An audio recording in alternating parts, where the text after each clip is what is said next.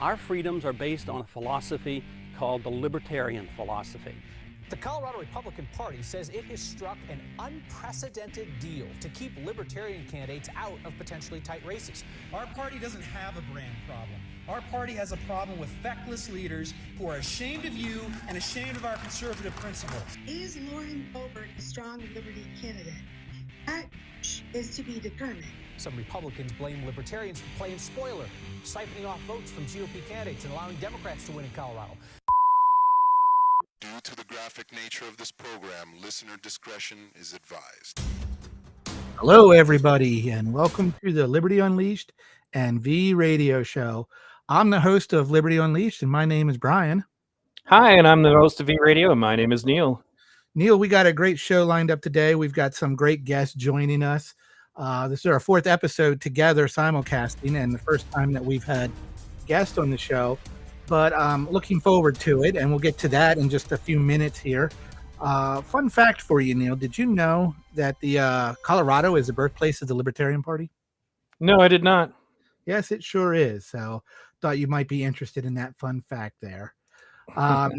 Before we begin, though, I did want to let everybody know that the actual Libertarian Party now has a Discord channel, Neil. So if you're a Libertarian and you want to go in there and you want to chat with other Libertarians and you're on Discord, you can join the Discord channel. And you do have to be a member of the party. So you want to go to their website, sign up, make a donation if you can, and then you can get access to the Discord channel there. So recently, and this was probably a week or so ago, Neil, the Colorado Party, Republican Party, made a deal with the Colorado Libertarian Party. I'm sure you've heard about this. Yeah, I have, thanks to you. Yeah, well, you know, I gotta keep everybody up to speed on what's going on everywhere there. So I'm going to read the letter here on what the Colorado Republican Party, the GOP, sent out, and we'll let you read the letter of the response from the Libertarian Party.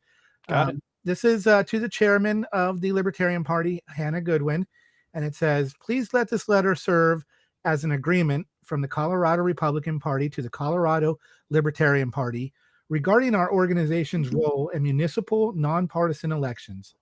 After careful consideration and deliberation, we acknowledge the importance of maintaining the distinct objective of our parties while working towards a common goal of promoting limited government and personal freedom in Colorado. We understand and appreciate the Libertarian Party's focus on electing limited government candidates to local office, which aligns with our own principles of individual liberty and free market.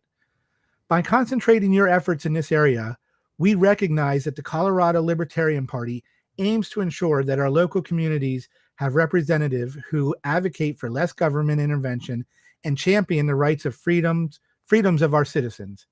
As such, the Colorado Republican Party agrees not to involve our state organizations directly in the municipal nonpartisan elections that your party is targeting resources and efforts towards. This commitment serves to demonstrate our respect for the Libertarian Party goals and objectives. We believe that by maintaining separate roles, our parties can effectively pursue their respective strategies, which will ultimately contribute to breaking the one-party rule of Democrats in Colorado. It is crucial for us to recognize that the current political landscape in our state requires a united effort to uphold conservative values and principles. We firmly believe that electing limited government and pro-freedom conservatives to office is paramount importance for the future of Colorado. By ensuring this presence of similarly aligned voices and perspectives within our local governments, we can actively challenge the dominance of radical Democrats, fostering a more balanced and accountable system that serves the best interest of all Coloradans. Again, the Colorado Republican Party affirms its commitment to the agreement stated above. We look forward to witnessing the positive impact of our collective efforts as we work towards promoting less government and personal freedom throughout the state. Together, we can break the one-party rule and pave the way for a more prosperous and freer Colorado. We value the collaboration between our parties and the opportunity to contribute to the betterment of our great state. Sincerely, Dave Williams, chairman of the Colorado Republican Party. Okay, so in response, the Libertarian Party of Colorado stated, Chairman Williams, since 2008, our state has been under one uniparty rule. Each election cycle since then has moved further and further away from a democracy, putting an absolute lack of checks and balances upon our government. A government unchecked by its citizens destroys human liberty, without exception, throughout history. The majority of voters would agree that the alliance between corporate interests and the state benefits no one but those in power. However, most voters are simply resigned to this reality and believe it cannot be stopped.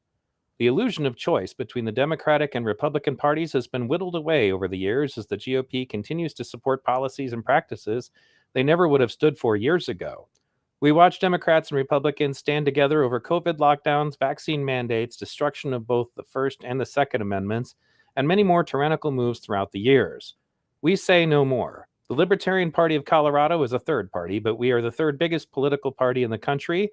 And while our candidates do not win the majority of elections in which we participate, our candidates have an impact on the outcomes of those elections. We are calling upon the Republican Party, above all else, to support the things Republican voters believe your party stands for: life, liberty, and property. The Libertarian Party of Colorado's primary end goal is to see the liberty flourish, regardless of where and how. We want individual liberties protected, as we intend to in the founding and design of this constitutional republic. We are calling upon the Republican Party to take our goals and objectives into serious consideration and run strong, liberty-minded, anti-establishment candidates going forward. If the Republican Party runs candidates who support individual liberties, we will not run competing candidates in those races. Furthermore, we reserve the right to run our candidates if you choose to not put forth strong liberty candidates. We would prefer to work with you and not against you to support the Colorado that your voters believe they are supporting. We are committed to working with you and end their one-party rule here in Colorado. Wow. Sounds pretty hardcore to me. Yeah. Yeah, that was pretty tough. Yeah. Let's bring on our guest and introduce them. All right. So, welcome to Liberty Unleashed and V Radio. Let's start with Hannah. Do you want to introduce yourself? I'm Hannah Goodman. I'm the chairwoman of the Libertarian Party of Colorado. I served previously as the vice chairman for a term of 2 years as well. I'm a very well-known local activist in my community, and I've continually made waves on a state level. This just happens to be my biggest one. All right. And please, Dave, go ahead and introduce yourself. Hi, thanks for having me. I'm Dave Williams. I'm a former state legislator, just recently elected to be the chairman of the Colorado Republican Party. If you do a simple Google search on me, you'll find that there's a lot of people that either love me or hate me, and it's because I've been known to try and advance the cause of liberty and freedom for everyone in my state, and a lot of folks love that, and there's a lot of establishment corporate types that hate it. So I was happy to do some sort of arrangement with Hannah here to see if we can move the ball forward. It's very much an unprecedented announcement and arrangement. I personally am not sure that I've heard of this happening anywhere else before. So Dave, let's start with you.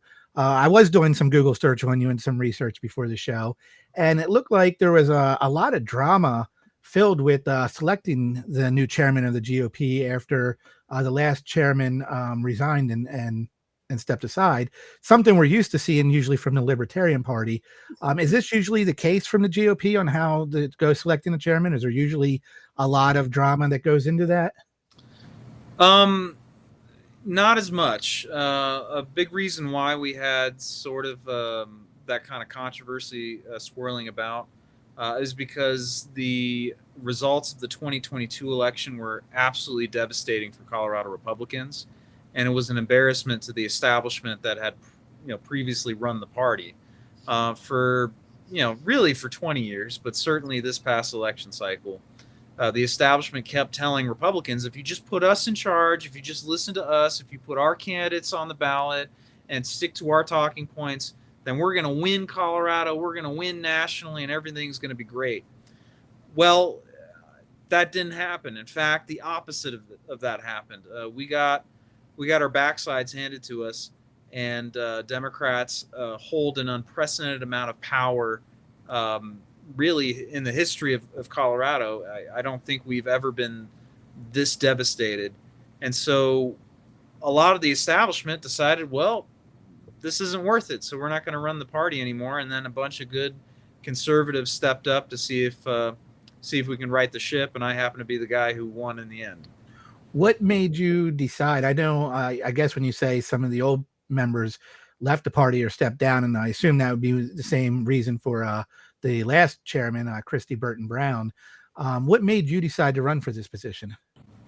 I got pissed off. Okay. I was pissed off for a number of reasons. One, we kept listening to these guys, and I've never really listened to them, but a majority of folks have given them the reins, and they keep losing. And I got mad that we kept losing, and I got mad that Republicans would not fight for the limited government principles that a lot of their nominees pay lip service to.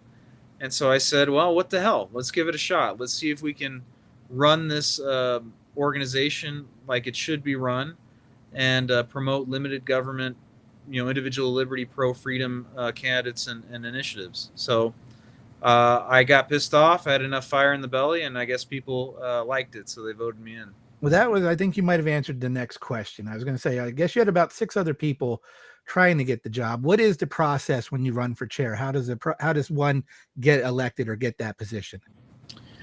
Well, I'm not sure how it works anywhere else, but it's probably not all that dissimilar. We have a set of voters who represent all 64 of our counties in Colorado, and these voters are county officers. So your county chairman, vice chair, secretary, and then we have at-large members that also can vote.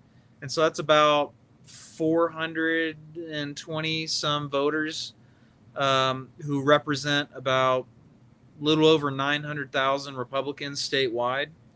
And so they all come together and they decide who's going to be the chairman, vice chairman, and secretary of the state party. We had 6 candidates. We had to go through 3 balloting rounds because our rules require that whoever wins gets a majority vote.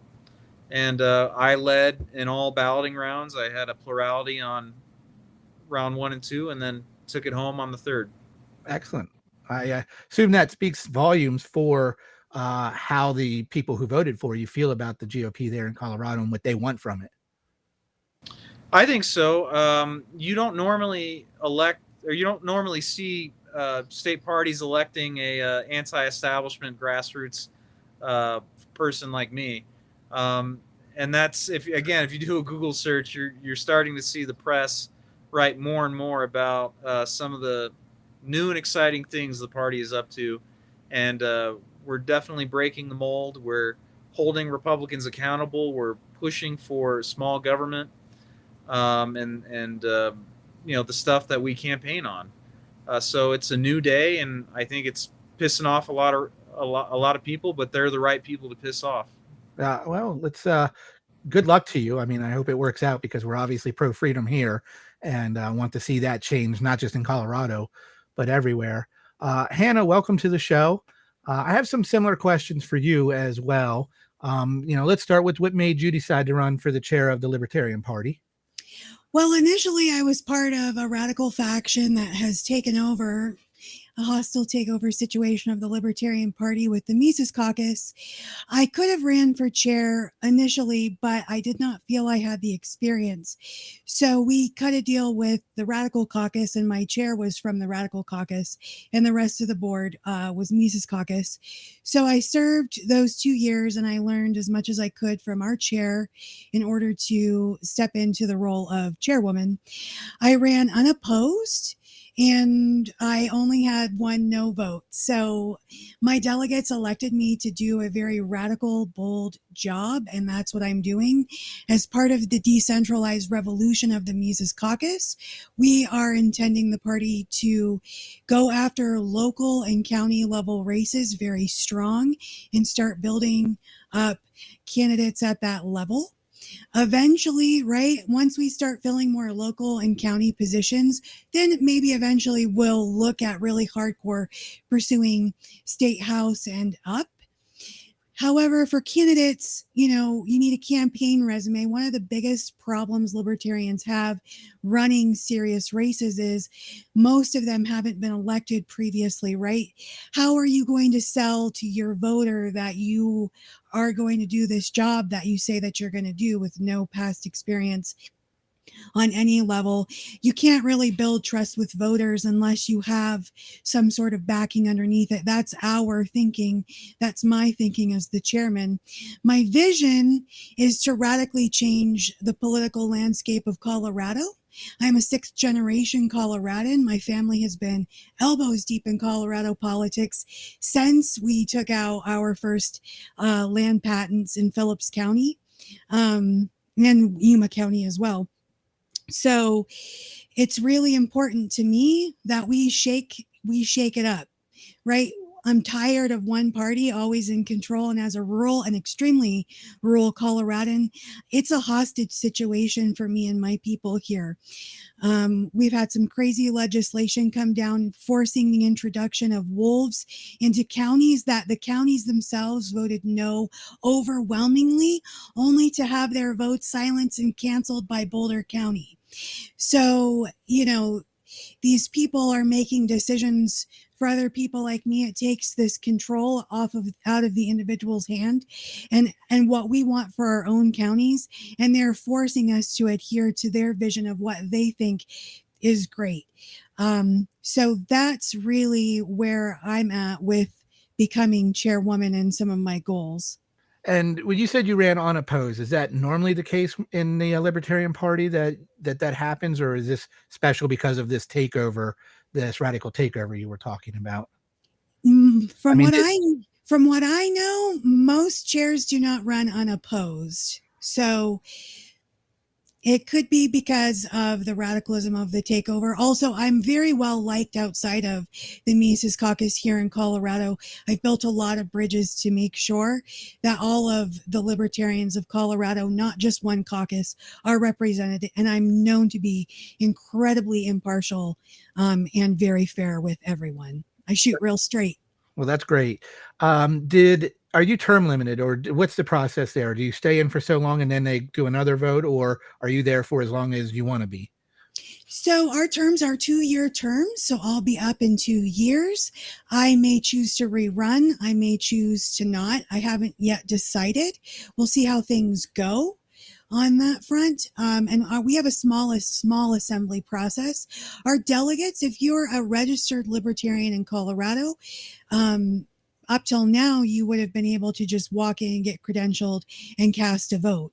Now we've changed our bylaws a little bit to include like a different style of membership. So you'll want to have paid $25 a year for the right to vote, to run as a candidate, to do those types of things. So we've kind of closed our membership just a little bit, but we want people to have skin in the game. Well, and I think it's, a party needs fundraising too. So it's a good way to kill two birds with one stone there. Yes. And I have very limited funds. I'm not the Democrats or Republicans. So I'm certainly not the Democrats. I understand that. Dave, when I was doing research and reading the news articles, as we said, there seemed to be a lot of drama around this and the GOP there. And it seemed what the news points out is it was a pro-Trump versus anti-Trump. Or more so pro-election deniers versus anti-election deniers, however you want to put that. But the claim is that you are on the pro-Trump side, and that you felt that the election was kind of stolen from Trump. Can you elaborate on that more, or give us an answer to that? Sure. This narrative, it was put forward by failed strategists and consultants of the past, and of course the media. Being the failing industry that it is, trying to get clicks and get people to read about it, really oversimplified the election, right? As pro-Trump versus anti-Trump factions within the party. Really, if we were to simplify it, it would be anti-establishment faction versus the establishment faction of our party. And those factions don't necessarily, they're not necessarily as simple as Trump versus everyone else. But with that said, ultimately what you saw were grassroots Republicans who were fed up with establishment Republicans, selling them a bill of goods for years, saying no more. We want new leadership. We want to go in a different direction. We don't want to always be on our heels. We want to go ahead and go on offense.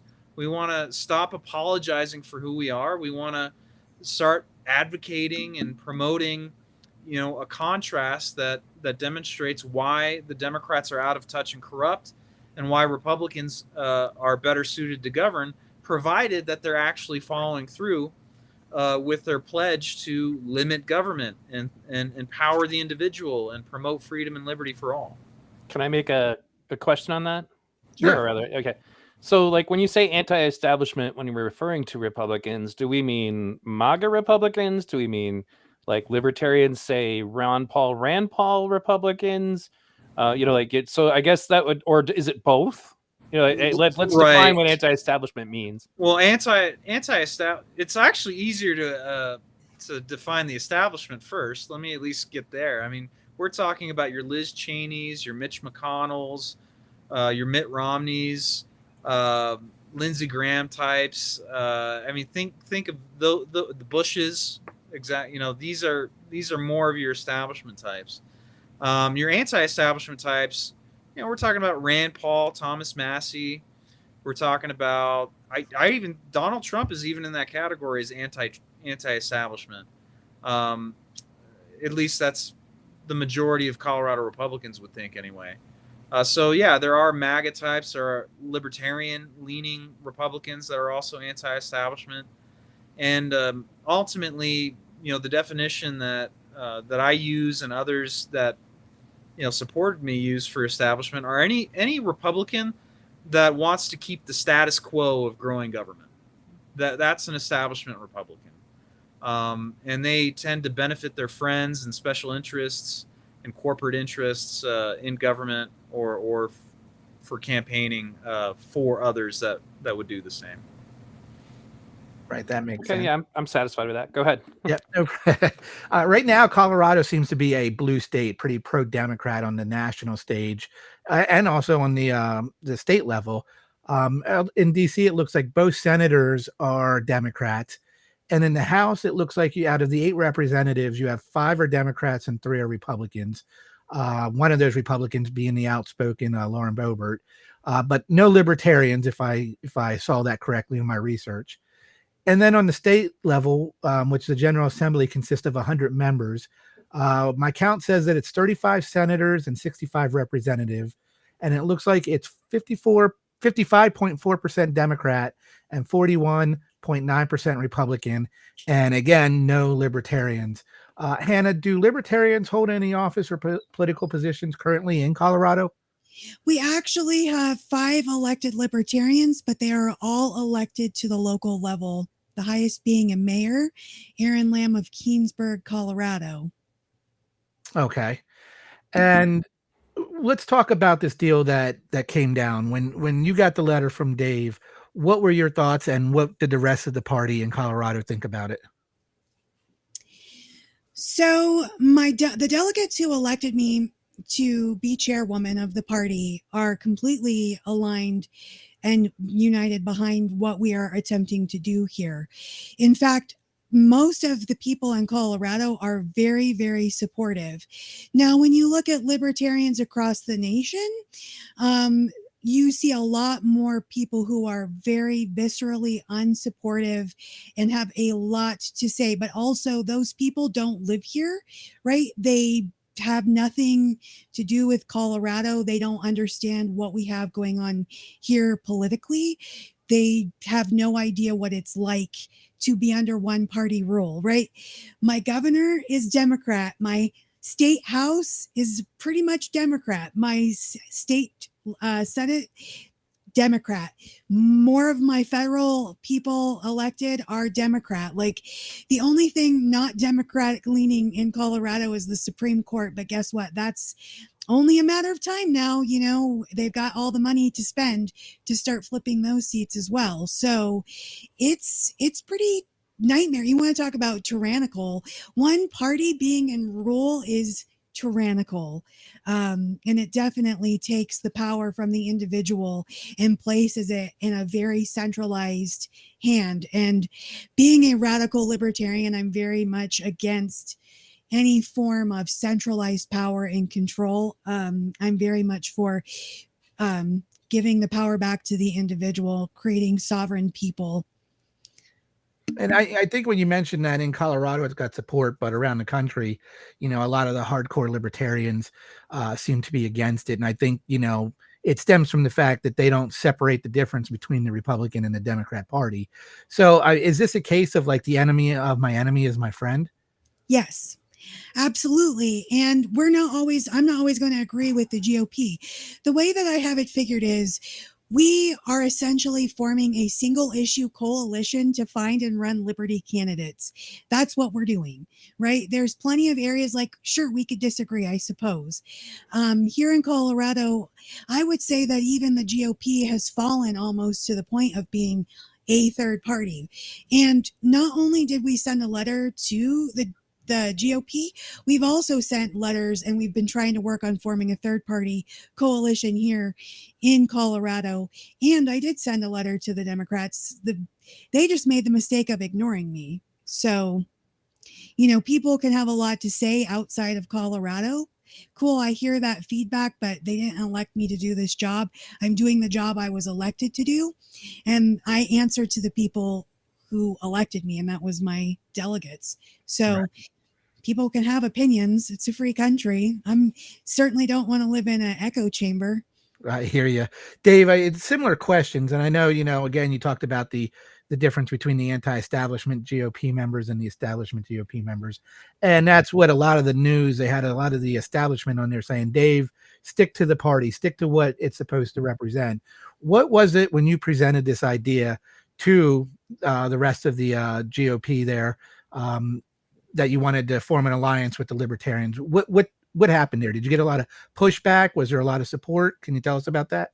There's actually a lot of support amongst the rank and file Republicans. I think at first your establishment Republicans were bewildered or confused because they had never thought of doing this, and I don't think they would have been able to have the trust necessary to even have the discussion with the Libertarian Party.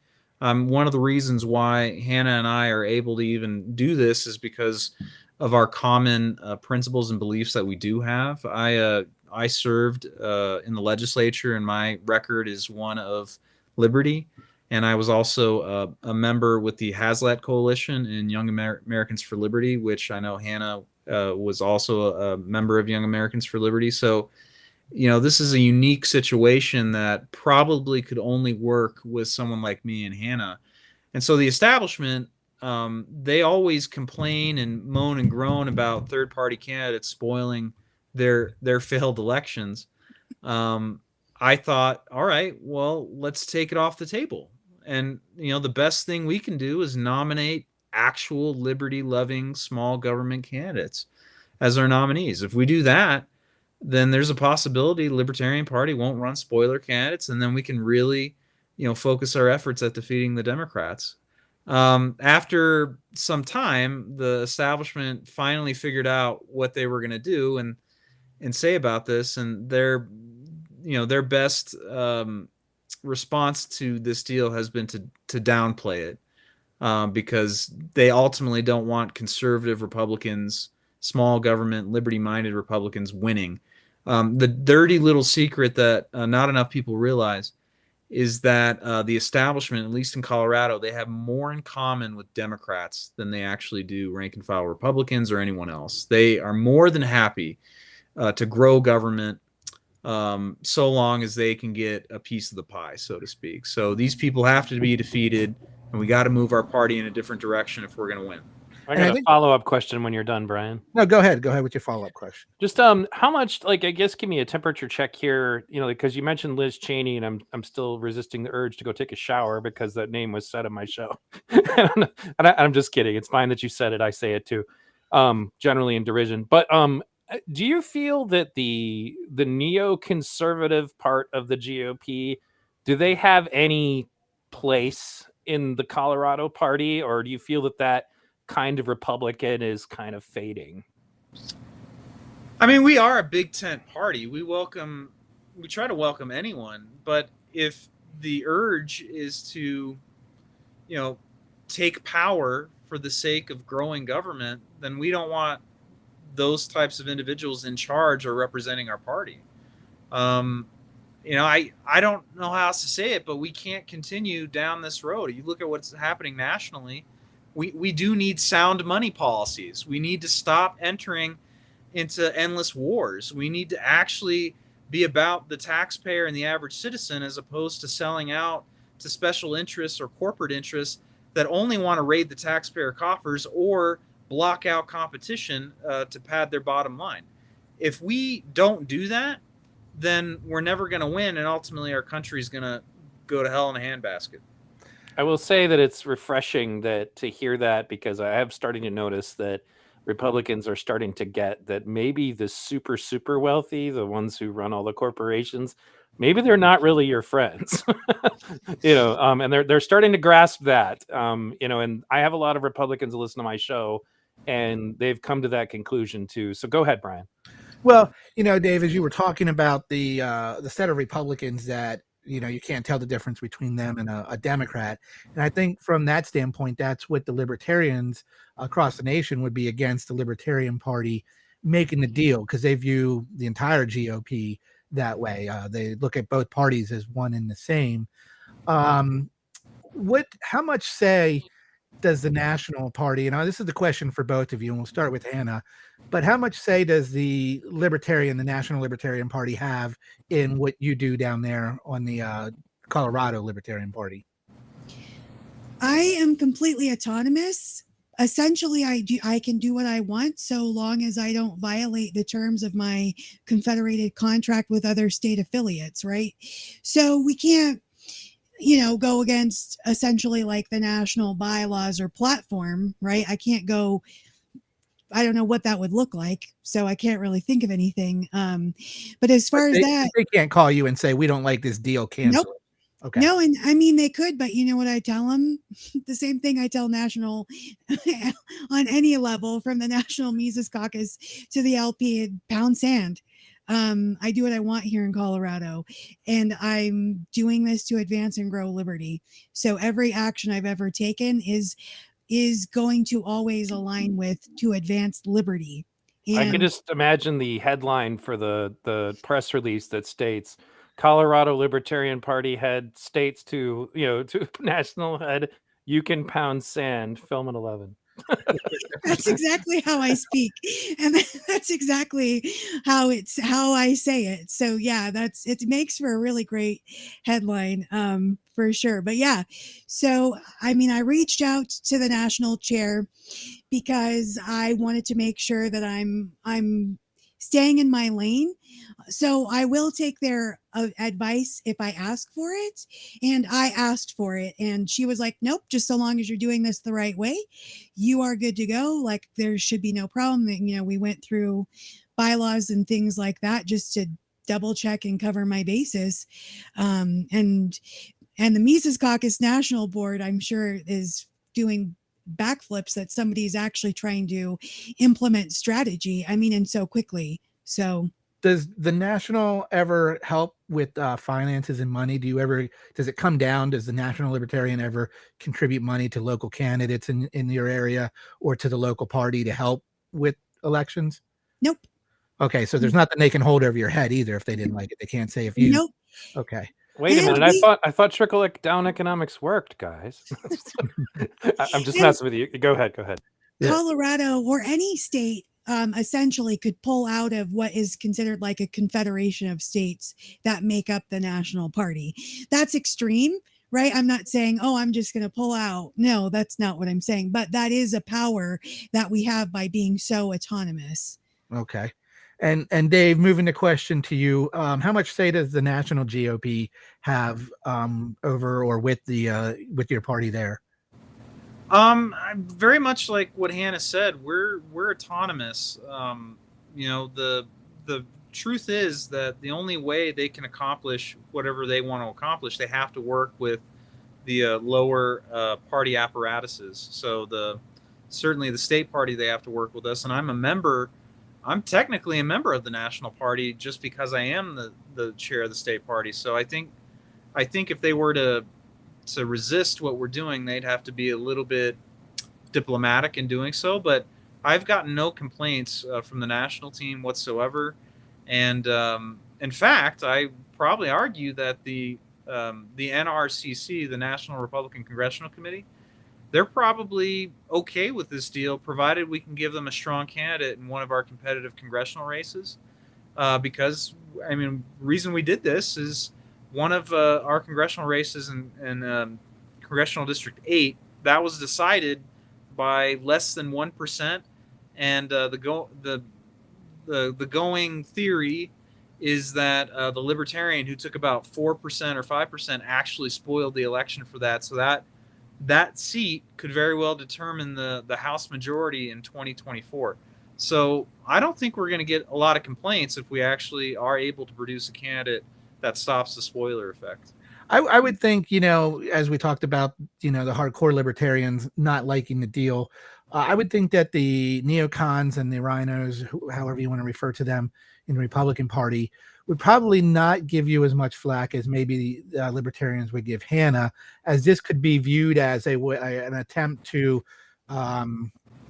diminish the third party, to convince them to stay out of the way, so the Republican Party, as you said, has no spoilers, has nobody to block them, and they can march on and do what they want. Is this a case of, hey, let's convince them to stay out of our way and they can't grow, but we can? Or is this more as a mutual beneficial deal, do you think? I think this is meant to be mutual. At least that's my desire. I don't know what any other Republican is going to do in order to capitalize on this agreement, but I'm working in good faith, and ultimately I want more liberty-minded Republicans in Congress, because we can't afford $30+ trillion in debt, another $100+ trillion in unfunded liabilities. We can't afford to commit resources or troops, overseas to fight other people's battles. We can't continue to, put money into the failed drug war and expect to somehow come out on top. I mean, there are so many things that are killing this country, and that's why I wanted to do my part with Hannah. You don't talk like a Republican. No, I don't. I don't talk like an institutional, traditional establishment Republican who, by and large, they're okay with growing government. I mean, the one thing that, Democrats love to roast Republicans on is how when they get into power, they're just as bad at increasing spending. They got a point. I'm sorry. The last time spending actually was cut was, I think it was under Newt Gingrich, and that was Bill Clinton, who was the president at the time. So it's a fair criticism of our party, and I think it's come high time that we actually start, keeping our word. If we don't do that, then we don't deserve to be in government. We don't deserve to have the privilege and the honor of serving the people. And so that's, my goal is to make sure that we actually get good people elected, because I don't want to leave a devastated country to my children. Yeah, and the Democrats seem to have this thing right now, and I'm talking more about the party and who you hear on the news, particularly the politicians. But the more somebody talks about freedom and individual rights, the more the Democrats want to paint you as an extremist, like you're some kind of extremist for believing in freedom. And when I saw this deal come across, and I was reading the comments on Twitter, I had to sit there, and it made me ponder how I felt about this deal, because I've been a big Ron Paul and Rand Paul supporter, and I would think, if clearly most people thought that Ron Paul wasn't a Republican, he was actually a libertarian. So I think it goes both ways. They're clearly using the Republican Party to get elected. They have more voter registrations than the Libertarians, particularly in Texas and his district. So, I would say that both parties could essentially use each other if needed, particularly when pushing the concept of freedom. And, it seems like if for Hannah, from the Libertarian point of view, if the Republicans have a candidate like Rand Paul or Ron Paul running, it would seem like a waste of money and resources for the Libertarians to want to put a candidate up and challenge them. Don't you think? Absolutely, yes. My goal here is Libertarians don't win races very often. So like we should just address the elephant in the room with a lot of Libertarians who have lots of problems with what I'm doing. Show me where we're winning, because I don't see it. We have no actual evidence that we're winning. So how can we win if we're not winning is what you have to wrap your mind around. Do Republicans win? Yeah, clearly they're elected into government, right? And not only that, the Libertarian Party approached the GOP with it. We are approaching everyone. How can we wheel and deal? How can we win without winning? For us, running somebody like Ron Paul, Thomas Massey, Rand Paul, it would make no sense to run against them, right? They're everything we want.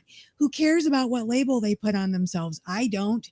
I'll vote for whoever I think is principled and aligns with my ideology. I don't know any Democrats that do, but if there were, perhaps I would vote for them, right? Right. And I think, if Ron Paul would have switched to Libertarian, he would not have won in his district, and his fight to win, to fundraise and to win would have been much harder running as a Libertarian. And I agree with you. I'm not so sure I care what label they have next to their name. If they believe in the philosophy of liberty, I think that's good enough for me. We have a question from the audience, if you're ready. Yeah, go ahead. Can you ask Dave if he thought the Colorado State Republican Party was represented well by Odia as the Senate candidate in the 2022 midterms in terms of values? Yeah, his name is pronounced O'Day, by the way. Okay. And no, I didn't vote for Joe O'Day. He was a bad candidate, and I was asked about this on the campaign trail. I was very honest. I was like, no, I don't support Joe O'Day, and a big reason, among others, was that he wanted to codify Roe versus Wade, and I'm a pro-life Republican because I ultimately believe that without the right to life, there is no other right that matters, right? That's the primary right that we need to be protecting. And this guy wants to go to Washington and join with Democrats and other moderate Republicans to codify Roe versus Wade. That was just a bridge too far for me. So no, I didn't vote for him. And I don't know if it cost me some votes, but I got elected anyway. So, my goal is to make sure that we actually promote Rand Paul type Senate candidates, not Joe O'Day type candidates. He's welcome to run, but he's probably not going to win, especially if he's going to give the middle finger to the base.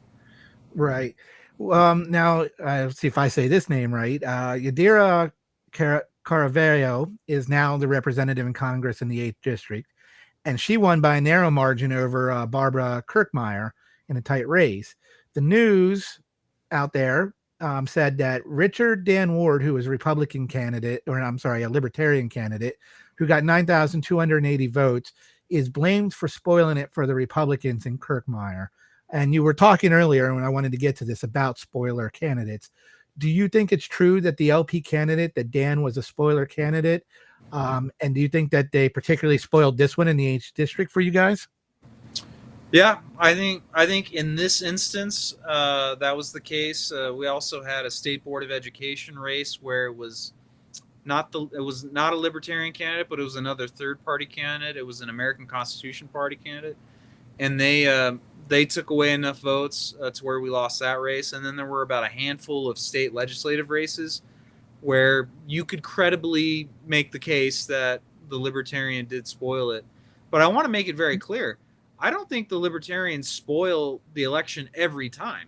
I think it just happens enough to where this deal, that I'm trying to, effectuate with Hannah is going to ultimately benefit everyone for liberty. So it happens sometimes. It doesn't happen all the time. Go ahead, Hannah. I'll just chime in really quick that with the race with CD8, we could say, looking at the numbers, Dan Ward was a spoiler, but at the same time, regardless, Kirkmeyer and Caravello are essentially the same candidate. There's no difference hardly at all. Kirkmeyer is Democrat light, Caravello is Democrat, and she's not even really liked by the people that voted for her. Both of them were trash candidates, and that is how Dan Ward was able to spoil it, if you want to call it that. Well, I mean, that So- actually seemed like a high number of votes for a libertarian, considering that I guess he didn't do any campaigning, no yard signs, anything like that. But I guess to make the question more clear, wouldn't the libertarian candidate take both votes away from both? I mean, isn't there just as much disenfranchised Democrat voters out there who are unhappy maybe with what the party's putting up? I mean, is it could you really say that it just spoiled it for the Republicans, or did they take votes away from both? And I mean, I know it was a narrow margin. Again, do you think that it really was just a spoiler for the Republicans? No, I think it was a spoiler for both. Yeah, the people sound Well, like there. I think it depends. Is really ultimately the answer. The hard part traditionally, and this is where I think some of the libertarians that don't agree with the arrangement that Hannah and I put together this is a bone of contention, right? They don't think libertarian candidates are ever spoiler candidates because those votes break evenly both ways. But that's always been up for debate, and I think at least as the Republicans view it, again, when Kirkmeyer is losing by less than a percentage point, but Dan Ward takes about 4 or 5%, nearly 5%. Yeah, you could make a credible case that it was a spoiler effect. But time will tell. I mean, if we're able to effectuate our agreement and we get good Liberty candidates as our nominees, then it will be a good case study to see if we win these razor thin margins. I think a lot of the libertarians across the country are glad to be spoilers. I mean, they really despise the two-party system and feel like that, we just have this duopoly going on here. And so they're quite happy to be spoilers. But I think if you're spoiling it for one and the other candidate isn't a good quality candidate, it doesn't seem to matter. I mean, if you're going to spoil it for the Republicans and a Democrat gets in, but this Democrat is by no way any liberty-friendly candidate, what's to cheer about at that point? That would be my question. But Dave, we talked about Ron Paul before, and obviously he was very popular. He got very popular, and he was won in his district a lot. At some point, the GOP decided they didn't like Ron Paul anymore and actually ran another Republican against him. When you have Liberty candidates there in Colorado, and the GOP decides they don't like one, are they able to come in and run a candidate against him? Do you have a say in that? Can you block it? How does that work? Yeah, I mean, it's a free country, and our primaries allow anyone to run. There are certainly things that conservatives like me can do to help make sure that we keep those champions in office. But by and large, yeah, the establishment's they're gonna do their establishment thing. They're gonna try and get rid of liberty-minded candidates who get in the way of their program. And so, the best thing we can do is recruit and elect as many of those people as possible, so that they're stronger together than they are, separately.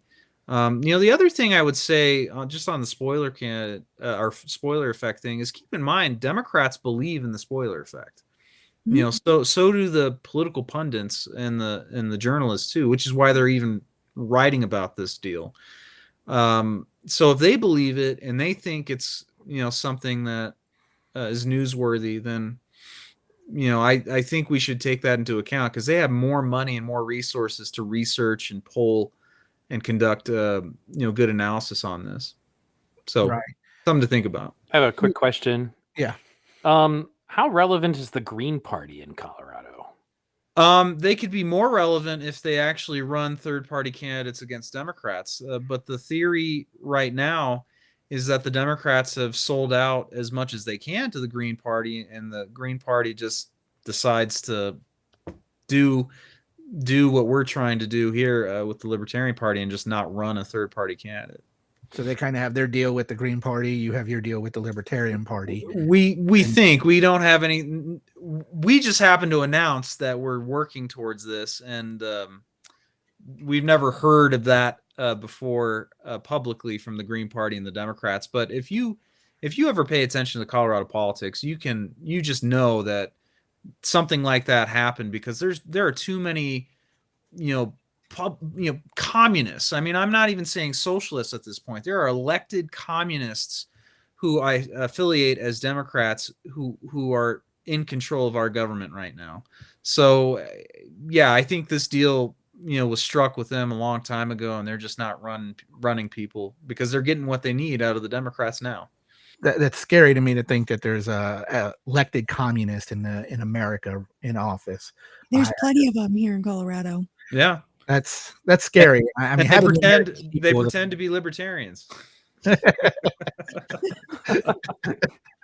That's what I would do. Hannah, when it comes to not running a candidate against a Republican candidate, what are the issues you are looking for, the primary issues that you would like that Republican candidate to support or be for before you decide, okay, it's not worth running a candidate against them? Well, right now we're actually crafting a pledge for GOP candidates to consider signing when they decide to run. And that pledge is going to cover a variety of topics, but things like, protection of Tabor. We have the Taxpayers Bill of Rights here in Colorado. That's what Tabor is. We would like to see reductions in mill levy, taxes. Like, we want to see people who are not going to increase taxes, but are going to actively work to lower taxes, in any way that they can. We're looking for people who are going to protect healthcare freedom, and that also ties hand in hand with parental rights. That's a very big hot button topic nationally as well as in Colorado. So we want to make sure we're not forcing people into procedures they don't want to receive. We are not, looking to circumvent parents and go around their back with any sort of thing, and that they're able to control and have the rights over their own children. We're looking at protecting and expanding, the Second Amendment and our rights to keep and bear arms, and have very, very, very strong candidates who will not backpedal on that at all. We have a wide variety of topics, but those are essentially what they cover. We really want somebody that's going to promote capitalism, and be unabashedly and unashamedly, unapologetically capitalist and shout it from the rooftops. Can I ask a question on that? Yes. Yes. So what about the things that are usually typically an issue, which would be the GOP typical stance, for example, on abortion, the GOP typical stance on the war on drugs, the GOP typical stance on issues of LGBTQ rights, etc.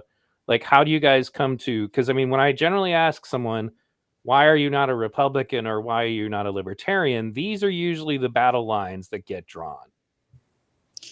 Yeah, and I think those are battle lines that people want you to think are huge battles. Of course, right? Civil rights, and that includes the rights of people who are in the LGBTQ community. Those were really important battles and things like that. So I don't want to downplay that because, that is an important time in history. However, in the Libertarian Party on the national level, we removed the abortion plank, and we replaced it with nothing, because we feel that is such a topic that is so wide and diverse that it doesn't necessarily fall to one party, right? And the cool thing about that is we can run pro-life libertarians. We can run pro-choice libertarians. The thing is, we all come together on, we're not going to use the state to punish each other. So if we all agree that we're not going to use the state to punish each other, whether we're gay or we want to have an abortion or we don't want to have an abortion or things like that, we've all come together as libertarians and said, cool, you do you. I still have a lot of thoughts, feelings, and opinions. I agree. I'm not going to tell the state to murder you over it. I would ask the same question of Dave. Sure. So, what I would say is that Hannah and I are working on, what sort of a pledge could look like, and that would work for both parties. I think our desire is to certainly come around the common shared interests that we do have, and on some of those hot button issues, try to still find some common ground, right? So, for example, if you don't agree on the issue of abortion, hopefully we could all agree that no taxpayer dollars should be going to abortion. Hopefully we could agree that no business or health insurance provider should be forced to pay for anyone's abortion, right? I mean, I think there are some nuances that we can explore and try to put on paper to get closer to what we do agree on. But ultimately, here in Colorado, we're in such a dire straits because we have full-on tyrants. As I said, we have communists, who are affiliated with Democrats who have control of our party, and so we're willing to work together where we can, and understand that we can't let perfection be the enemy of good. I'm willing to push my side to not worry so much about funding Ukraine, right? If I can get better outcomes against the Democrats, I'll make one more comment on that just because of my own experience with third parties. I worked for Jesse Ventura in his exploratory committee when they were considering the Green Party, and what we ran into was just that it's the same thing I encounter in third party politics a lot, which is just that it almost seems like the political process for them ends at the purity test that is their nomination process, and then they don't give a crap if you win or not. So they could have had Jesse Ventura, who agreed with him on the vast majority of things, but instead they ran a guy who was a straight up communist from the Socialist Party USA, who had a candidate with him who was another person from Socialist Party USA, and they got 0.04% of the vote. And they were vicious to Bernie people who wanted to vote for them. They were vicious to Jesse Ventura people who wanted to vote for them. And if you were not a mainline communist, they were going to harass you. It was rough, and they got to sit there and choke on their 0.04% of the vote, but they still felt satisfied with themselves somehow in one of the most embarrassing outcomes for the Green Party ever in history. And that purity thing is part of that. So anyway, Go ahead. I definitely think I hear what you're saying. It hinders. And so we definitely want to explore different ways that we can kind of come together, like drugs, right? Republicans here in Colorado hate the legalization of cannabis and shrooms, et cetera, et cetera. But Dave Williams himself has even worked on different things and was more friendly to those ideas when he was in the House of Representatives here. So he's going to be able to help us work on these issues, because we're never going to get Republicans to be like, yeah, we love weed. Maybe if they tried it, they would. I don't know. But they don't have to. I don't care what they do. So, just knowing that we're not necessarily going to agree there, but definitely exploring ways that we can try and advance liberty while skirting those issues and finding different ways that we can agree, right? And one of the biggest problems with everything being so hyper partisanized is no one knows how to disagree. You can disagree with people and it's not the end of the world. You can do that. Is it uncomfortable? Sure, I suppose it is. I don't know. I disagree with everyone all the time. So for me, it's not uncomfortable. I mean, marijuana is an interesting issue in Colorado because it was passed by the voters. I think it even passed in the Republican stronghold of El Paso County by the slimmest of margins, but it passed nonetheless. So, it's in the Constitution. When I was in the legislature, we had to regulate it, and we could not afford to just engage in reefer madness. And the sensible thing that I think Republican policymakers came to the conclusion of was, let's do what we can to keep it out of the hands of children and stop it from going into the black market. And so let's keep taxes and regulations at a healthy balance where those two things won't happen. So there's ways to find agreement and not accentuate the disagreements. Right. Government thinks everything should be illegal until they figure out a way to make money off of it. Yeah. Right. And I can agree with GOP people being like, hey, I don't want drug houses in my neighborhood. Yeah, me either. But having a dispensary, it's no longer in your neighborhood. So helping them just shift their framing it's just how you talk to people, I suppose. Right. Neil, I've got a couple more questions for them, and then we can open it up to the audience or anybody else who wants to ask them.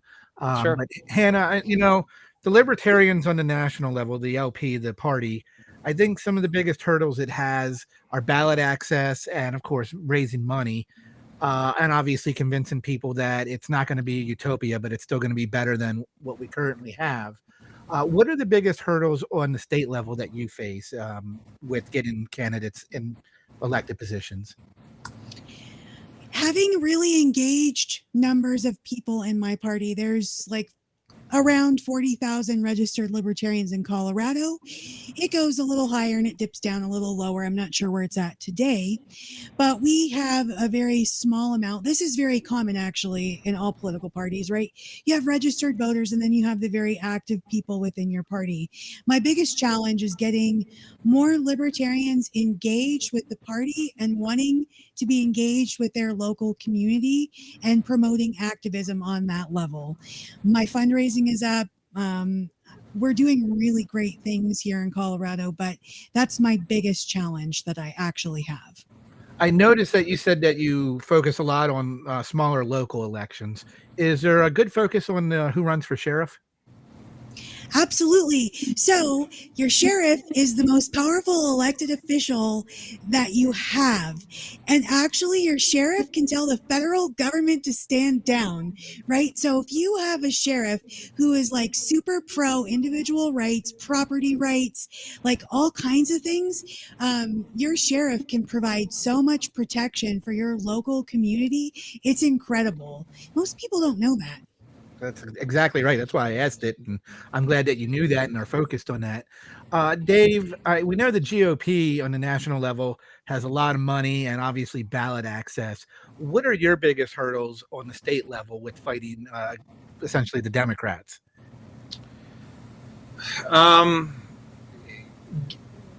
Really my own party. And it's not, it's the establishment. They don't actually want to fight Democrats. In fact, they spend more energy and effort and money, well, maybe not money, but certainly more energy and effort figuring out a way to fight grassroots conservative Republicans. A lot of times they're limp-wristed when it comes to taking on Democrats, and I think it's because they're afraid of getting hit by the press or by the pundits or even the Democrats themselves. Ron DeSantis had a pretty good speech this weekend. I think he was at the Faith and Freedom Coalition conference they had, but he touched on this beautifully, where he talked about how there are just traditional establishment Republicans who don't exist to fight for liberty or freedom, but instead they try to hide, right? They get power and then they do nothing. They're a waste of space. And then when they're called upon to fight Democrats, they're nowhere to be found, or they're limp-wristed, or they're hiding under a desk or something. And that's the biggest hurdle we got. And that feeds into donors, right? Donors, they want to contribute and they want to help fund our party, especially those high-dollar donors. But they, for the longest time, have been conditioned by these grifters in our party who aren't interested in winning. They're interested in finding a paycheck or padding their resume so that they can continue their grifting down the road. And so that's really the biggest hurdle. If we could unify under fighting Democrats and exposing their corruption and their bad policy positions, then we would do a lot more winning. So that's really the biggest hurdle that we got is our own. There's elements within our party that are really handcuffing us from being able to promote a message of liberty and freedom to the public. Lauren Boebert makes an awful lot of news and press. She seems to be, of the 3 or 4 representatives you guys got from the Republican Party, the one that everybody knows from Colorado.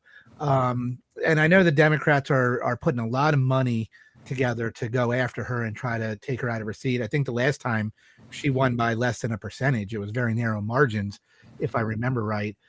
I don't know much about her. I do know that she's pro Second Amendment and very strong on that. On that alone, I would like to see that she doesn't get unseated and that the Democrats lose.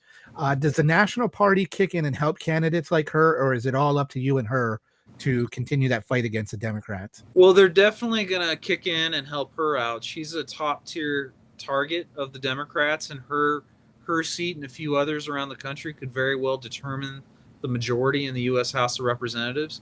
So they're, whether they like her or not, which I think they do, but if they don't, they're still obligated to protect her, because that's the difference between having Hakeem Jeffries be Speaker of the House or Kevin McCarthy. And they're obviously, I don't care who you are, if you're a Republican grassroots person or the establishment, you sure as hell don't want Hakeem Jeffries as your speaker. So they're going to do whatever they can to protect Lauren. And that is the issue sometimes. I mean, trying to fight for liberty, that concession that you have to make, like, she might not be the best liberty candidate out there, but the alternative is even worse than her. Sure, I think that's a calculation everyone has to make. But Lauren Boebert is actually one of the more liberty-minded representatives, I think, in the nation, definitely in Colorado. She votes more like Thomas Massey and Andy Biggs or anyone in the Freedom Caucus than she does with the Republican establishment. So she's very known for her stances on guns. But if you look at her voting record, I mean, she's one of the most anti-establishment grassroots congresswomen that you have.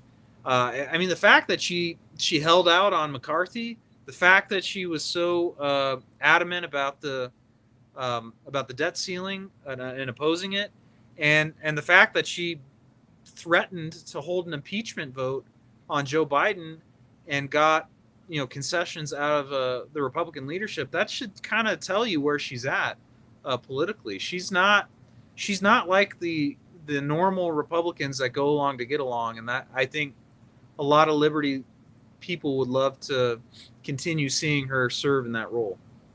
Well, yeah, and I didn't know much more about her until then, but I agree. If that's the case, and again, definitely better than the alternative for sure. My last question here is for both of you. I know, Hannah, I'm sure you know this, but libertarians, of course, most of us don't have a belief that 81 million people voted for Joe Biden. There's a lot of thought and sentiment out there that the elections are rigged and that libertarians are always going to have a hard time winning because the two parties have a rig on election and can steal the elections away. So we'll start with you, Hannah. Do you feel like some of these elections are rigged? So yeah, that's actually really interesting. You should bring that up. Part of my work on the local level here and being an activist, I'm the only libertarian in my county. So I work a lot with my county GOP. My county GOP started an initiative called, the Phillips County Voter Integrity Committee or something like that. I joined with them and they ended up talking me into running for county clerk because our county clerk doesn't actually agree that there's any sort of weird things going on with elections. So we ended up having a falling out and I didn't get very far in my county clerk race. But yes, and my biggest reason for running for that is I wanted to see for myself exactly what goes on and see it for myself, because I do feel like I don't even know when the last election was that there wasn't any sort of election fraud. Because if it happened at this level, right, it didn't just get there overnight. So there's this whole how did it get to that level? When did that start? It's a phase. And if they were, keeping people from winning elections, it would only make sense that they're keeping third parties from winning elections. So is it even possible for a third party to win an election at this point if our elections are rigged or manipulated, depending on how you want to look at it? Right. So what did Stalin say? It doesn't matter who casts the votes, but who counts the votes. Counts them. Yep. Exactly. Dave, exactly. How do you feel on that subject? Do you think the elections can be rigged or are rigged? I mean, the 2020 election was not in the up and up. I mean, I don't know how else to explain this, but Joe Biden ran his campaign in his basement and somehow was able to pull off, that kind of success. I ultimately think Democrats cheated to win, and they did it through dirty voter rolls, ballot harvesting, and a lack of enforcement on, signature verification, for instance, or the amount of ballots that you could legally bring to the ballot box in those states that had ballot harvesting as an ability. So I mean, if you look at, just look at Arizona, Pennsylvania, Georgia, Wisconsin, Michigan. These places were all decided, I think by about 10,000 votes or less. That's what swung the election for Joe Biden. And the fact that they were, during the counts, that these Democrat officials, mostly Democrat officials. If you look at Maricopa County, that was Republicans. But the fact that they were hiding stuff, they weren't having a transparent process, and you combine that with what we know Democrats have done traditionally here in Colorado, and it's not a huge leap of faith. Yeah, there was something afoul with this election, and I think ultimately Democrats have figured out if they can get more ballots into circulation, then they will win more elections than not. And so really what we should do, regardless of what political party you're affiliated with, is we should be making sure that only legal votes are counted. But when you have, Colorado's notorious for this, when you have 10 ballots going to one house, that's a problem, right? I mean, that type of stuff should be stopped and prevented, but sadly it doesn't happen in Democrat jurisdictions. They enable this crap, and ultimately it worked in their favor for 2020, and now Joe Biden's in the White House. I've never been a fan of voter ID, having an ID to vote. I think many libertarians have felt that way. Do you think that voter ID would help solve that problem, or is there something else the American people can do to ensure that they have legitimate elections? Well, I'm sorry, Hannah. I'll be quick. Voter ID only works if you have same-day voting at a polling location. If you have universal mail-in balloting, it doesn't really matter, if you have any sort of identification, because that ballot's going to whatever address you've put down in the database. The big problem I foresee right now, putting aside voter ID, is the fact that we have this proliferation of unrestricted ballot, ballots going to mailboxes all across the country. That's a problem. Judicial Watch had a lawsuit against Colorado, and I was on it. Thank you very much for doing that. We got the Secretary of State through that lawsuit to settle out of court that she would clean up the voter rolls. That's huge because in Colorado, everyone gets a ballot. And when you couple that with automatic voter registration, it's a recipe for fraud and disaster. And, if we're going to talk about voter ID, we really, really need to put that not necessarily out of the priority list, but we got to get past this universal mail-in balloting for voter ID to even matter. And the way I see the problem getting solved, and what I ran on when I was running a county clerk race, was that we were going to do away with voting machines and just go back to the regular paper ballots, in person, same day voting. Of course, I live in a county of 3,000 and it hasn't fluctuated in a really long time. So my infrastructure here, we would actually be able to pull that off. Larger places would not. That would be, but actually the election law isn't written for voting machines. It's written for the actual process that used to happen before electronic mail-in voting. So if we just went back to what it was, our fraud would be a lot less. Would it be solved? Nope. But it would be a lot less. Right. Moving, as you talked about the Democrats sending multiple ballots out, obviously the GOP is a juggernaut of a party as well, and has the resources to do anything the Democrats do. Are we suggesting that it's only the Democrats doing it and the Republicans don't do it? And if so, is this just a matter of, because it can't be a matter of resources, it would have to be a matter of integrity if that's the case? Well, actually, the Democrats have more resources than the Republican Party does. I assure you, there are many more left-leaning corporate special interests, even billionaires, who want to just elect their their kind into political office, so they pump more money into there, and they use different entities. It's they use left-leaning affiliated groups that can collect unlimited amounts of money and spend it in a way where they don't have to disclose like the parties do. With all that said, though, the Republican Party is starting to look at ballot harvesting ourselves.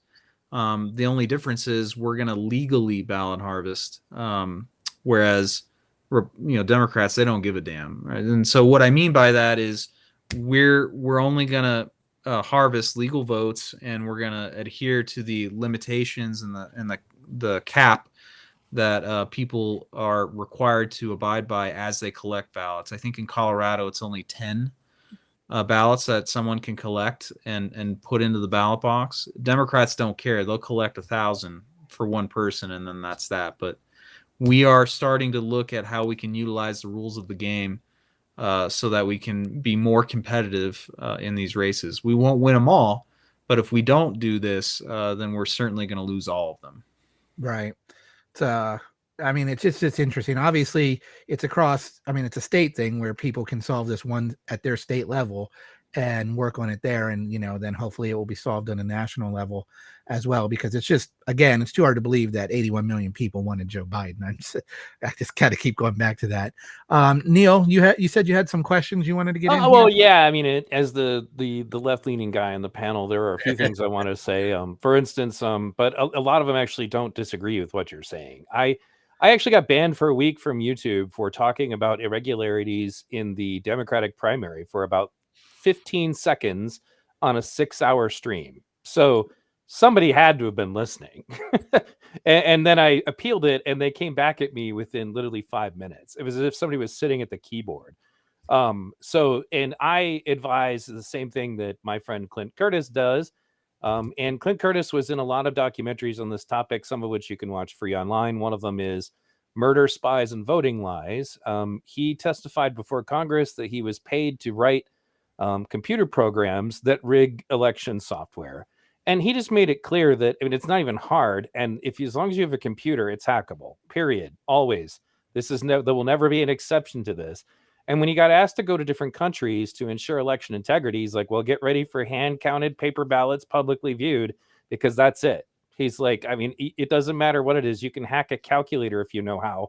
If you're going to make a computer count these things, then it doesn't even matter what ballots are where, because the machine will say whatever you want it to. And so I encourage people to watch that documentary. I hosted on my BitChute channel. I will be interviewing Clint Curtis again because it has only just recently become allowed again to discuss this topic on YouTube. And that's the funny thing, is I wasn't even talking about Trump's claims. I was talking about real problems that were going on, because like you guys talk about being astonished by Biden. He went from like number 7 to number 1 in a single day, and won in states during the primary that he didn't even campaign in. Like you said, campaigning from the basement. He didn't even have an office in some of the states that he won. And we're supposed to believe that's just because he was just so much more popular than Bernie Sanders. He just wasn't. And I know neither of you guys would vote for Bernie Sanders, but my main point is that there was definitely something afoot. And what that actually leads me into is something else that I wanted to ask you guys about, because we talked about the neoconservatives a little bit. I don't know if you guys watched this, but Glenn Greenwald does a really good job of talking about the news in a very nonpartisan way. And he brought up that this guy, Bill Kristol, who was part of the same neoconservative Project of the New American Century, very pro-war think tank, has just found his way into the good graces of the Biden administration. And it looks like all of the neoconservative pro-war nonsense has found its way to the Democratic Party. So what I wanted to ask the two of you would be that there is I guess you could call it tripartisan effort to be anti-war. And when it comes to the issue of the wars, will you find yourselves working alongside anyone, regardless of what party they in, to oppose the forever wars? Yep. Without a doubt, hands down. Yeah, I don't think it makes any sense that we keep sending resources and money and troops overseas for conflicts that have nothing to do with America. That's one of the reasons why I think Trump was very popular when he coined the term America First. I agree. America First. And that doesn't include sending billions of dollars to a corrupt regime in Ukraine and then saying that somehow they're not, right? What's going on in Russia versus Ukraine, it's unfortunate. And yeah, the Russians shouldn't be doing what they're doing, but it's also not an interest for the Americans to involve themselves in. So, we're better off by pursuing peace through free markets and trade than we are through war. And that's what I'll do for as long as I'm involved in politics. So the next question I had to do with Colorado, and you guys talked about being totally dominated by the Democrats. Would you say that there's a gerrymandering problem in Colorado? It's hard to say. We did go through a new process to redistrict Colorado. We definitely had gerrymandering back prior to this, but we had an independent redistricting commission that tried to make everything fair, more or less. Republicans kind of think that it's still not fair to us, especially as you look at perhaps the House of Representatives or the state House of Representatives. But nevertheless, you can overcome a lot of these things if you just have good candidates and a good message, and one that's based in freedom and liberty. What we have found is that your persuadable swing voters, they swing as much as 20%. So for us, let's just find the right issues that they care about that promote freedom and liberty, and I think we'll start winning regardless of how biased these districts may be. Did you want to comment on gerrymandering before I go on, Hannah? Sure. Yes, I absolutely think that we have a problem with gerrymandering here. I absolutely hate the redistricting. I don't know anyone that likes it. And it feels very unfair, in my opinion. So I hope that you guys could work together on that issue, because the funny thing is like Michigan is gerrymandered in the other direction. That's how you end up with Michigan being dominated by Republicans in the House and then somehow ends up with the Democratic governor. So everybody does it. I would just like it to come to an end altogether. And the funny thing is Clint Curtis was also asked to write software to assist in making gerrymandering easier, like literally to make it so that now pair these people together. Yep, very good. Now you want to put all of these people in this one group, and that way you can get one party represented in a single district, and they won't have any more seats. There was a whole process to it, and it was pretty terrifying, and it definitely was not intended by the founding fathers. So, and I guess my next question would be, with this situation that you guys are stuck in, what I guess it really kind of comes down to the fact, like, is it really just that's why I asked gerrymandering. If you guys are up against just a really, I guess I would put it as liberal, left-leaning, the word I would use would be culture in your state. Like, what strategies are you using to trying to overcome that? Because you're going to have to convert people, and that's probably the hardest thing to do. Right. Well, Colorado is as blue as it is because it was purchased that way by Jared Polis and other wealthy Democrats. It's not as blue as you would think if you were not in Colorado. There's a huge libertarian streak, an independent streak in most Colorado voters, and the key to success is to ensuring that we're leaning into that. People want to be able to live the lives they want to live, and I think they understand that while government is necessary for some of these key core functions, they don't need government to be, intervening or intruding on their everyday life. And that message of freedom and liberty is something that's going to resonate with voters. We just have to have enough resources and build enough coalitions to make sure that they know about it. And that's what we stand for. So it comes to getting better candidates and putting forward a better message. But these districts, they're winnable. We're not going to see Republican majorities anytime soon. I don't want anyone to be, misunderstand me. But we can make some gains and restore balance back to Colorado if we start to do what the voters want. They want government out of their lives, and we should give it to them. Did you have a comment on that, Hannah? Yeah, go ahead. Yes, I would definitely echo that. Colorado has always had a libertarian streak in it. You know, at the beginning of the show, it was talked about that Colorado is the birthplace of the Libertarian Party, and that's true. And the reason that it was born out of Colorado specifically is because of that independence and that independent spirit Coloradans have always had. I know I've been born and bred into it, and it's something I'm very, very proud of. And my family that was very involved in politics and shaping Colorado were Democrats, and it's no longer the Democratic Party of my great grandfather who was in the House of Representatives here in the state. It's no longer the party of my grandfather who served on many boards like the Rocky Mountain Farmer Union Board, the Colorado Corn Growers Association, and things like that. Definitely not the party of them. And they would like you to think that it's this crazy blue stronghold. But if you really get out and you talk to the people, you find out that's not actually the case. And that is actually my strategy, is to get out on the local level and literally convert people. It wasn't until I got a hair up my ass, essentially, to get in the fight on my local level that I started realizing that there's massive problems and things I disagree with just on my city council, okay? And I am known to fight for people and their rights. And so when any issue has come up, since I've really got into working on a political level, on the local level, people will be like, yeah, that libertarian, Hannah Goodman, go to her. She'll help you. She knows how to do this. She'll help you, fight your government. And it spread the message of liberty throughout this community. Though we don't have a ton of registered libertarians, people talk about it and they know that they can trust me, especially being a libertarian, to protect them and fight for them in any way that I can. So it is literally a game of conversion. I'm still here. My camera went out. I think I lost battery. But most of the people I know, friends and family, are more libertarian than they vote. I see that to be the case all the time in conversation. But Dave, you were talking about the message of freedom and liberty. And I don't know for you guys, but it seems like it's today in America a hard sell. Like people kind of take a step back, like, whoa, what's this freedom and liberty you want to talk about here?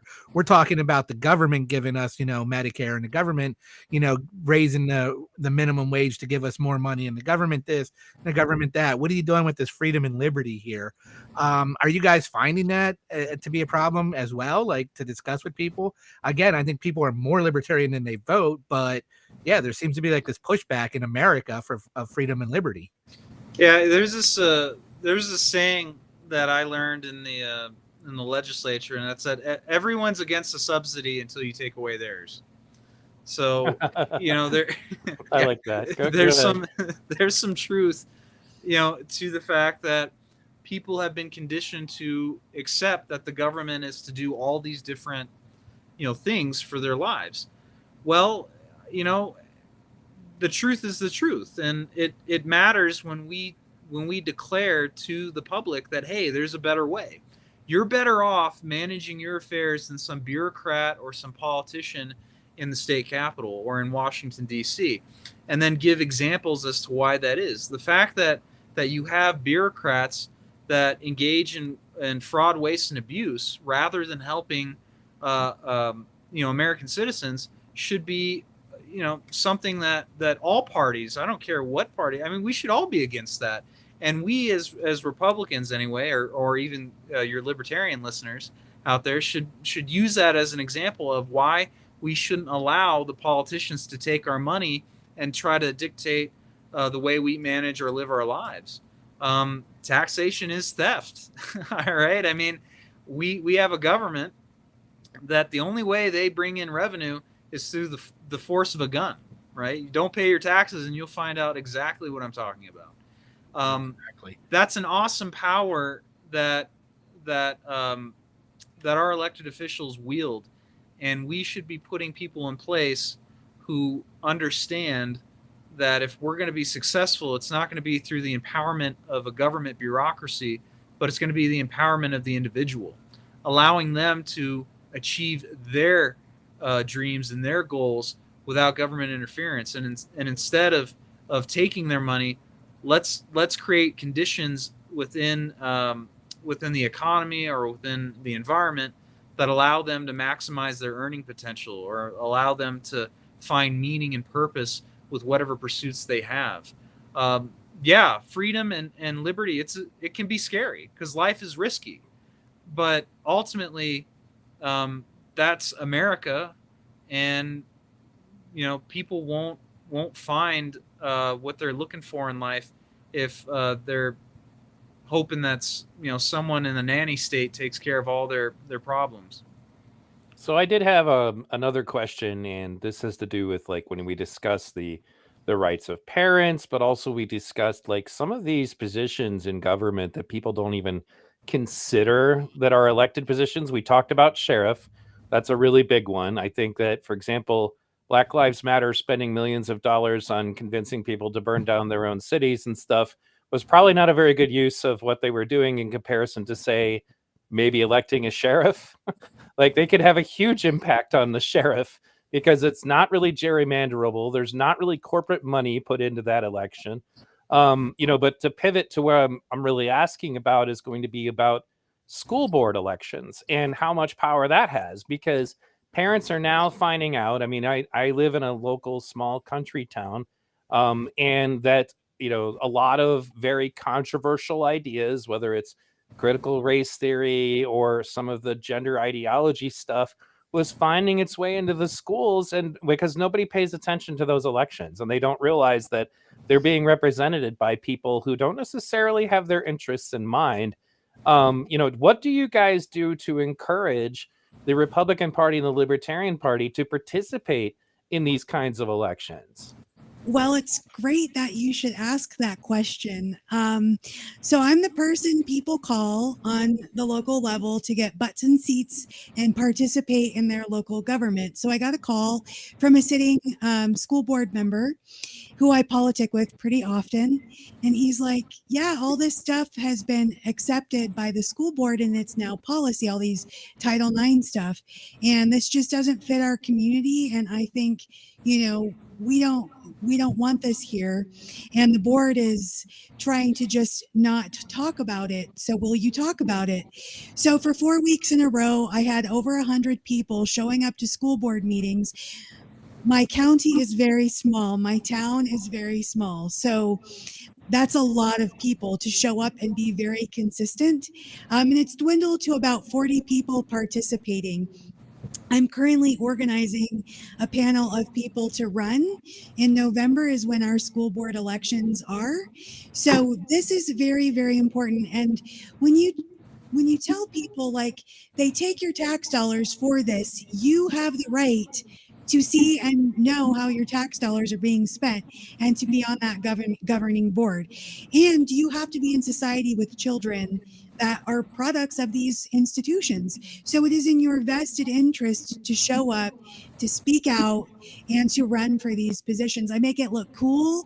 I make it look sexy. I make it look based. So it really encourages people to really want to step up and do those things. So that is how I do it. I'm not sure how the GOP does that, but that's how libertarians do it, specifically me. The truth is, recruiting folks to get involved, whether in, as candidates or even in campaigns for these local elections that are on a lower level, it can be difficult.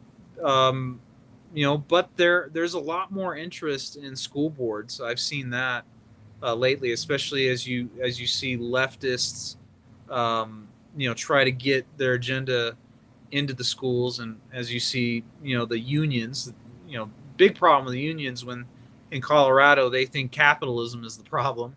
Never mind the fact that capitalism allows them to have tax dollars come in to pay for their jobs. But be that as it may, there's a lot more interest in school board races, and it's not as hard as it used to be to get these people to run.